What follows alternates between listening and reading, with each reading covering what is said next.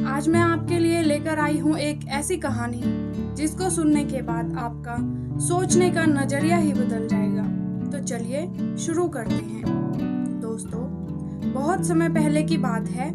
एक बार एक ऋषि गंगा किनारे स्थित एक गांव में अपने शिष्यों के साथ स्नान कर रहे थे। तभी एक राहगीर आया और उसने पूछा, महाराज, इस गांव में कैसे लोग रहते हैं? दरअसल मैं अपने मौजूदा निवास स्थान से कहीं और जाना चाहता हूँ। तब ऋषि ने उस व्यक्ति से पूछा, जहाँ तुम अभी रहते हो वहाँ किस प्रकार के लोग रहते हैं? व्यक्ति बोला, मत पूछिए महाराज, वहाँ तो एक से बढ़कर एक कपटी, दुष्ट और बुरे लोग बसे हुए हैं। राहगीर की यह बात सुनकर ऋषि बोले, इस गांव में भी तुम्हें बिल्कुल उसी तरह के लोग मिलेंगे। यहाँ भी काफी दुष्ट और बुरे लोग रहते हैं। यह सुनकर राहगीर आगे बढ़ गया। कुछ समय बाद एक दूसरा राहगीर वहां से गुजरा। उसने भी ऋषि महाराज से वही प्रश्न पूछा कि महाराज, मुझे किसी नई जगह में रहना है, क्या आप बता सकते हैं कि इस गांव में कैसे लोग रहते हैं? तब ऋषिवर ने इस राहगीर से भी वही प्रश्न पूछा, जहां तुम अभी निवास करते हो वहां किस प्रकार के लोग रहते हैं? तब वह राहगीर बोला, वहां तो सभ्य, सुलझे और अच्छे लोग रहते हैं।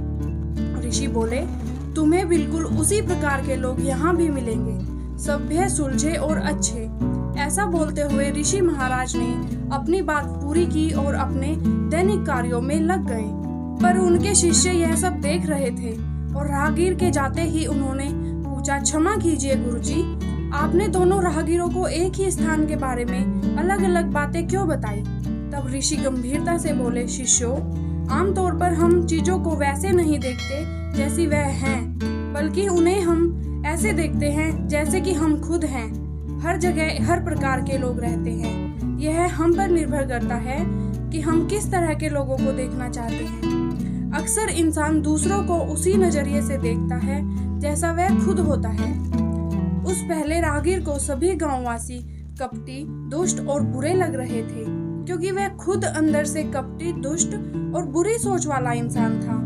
जबकि उस दूसरे राहगीर को सभी लोग सभ्य, सुलझे और अच्छे विचारों वाले लगे, क्योंकि वह खुद भी सुलझे और अच्छे विचारों वाला इंसान था। ऋषि थोड़े और गंभीर होकर बोले, मेरी एक बात हमेशा याद रखना, हमें हमारे आसपास की चीजें वैसी ही दिखती हैं जैसे हम स्वयं होते हैं। तो हमें बाहरी चीजों को नहीं, बल्कि खुद के नजरिए को बदलने की जरूरत है।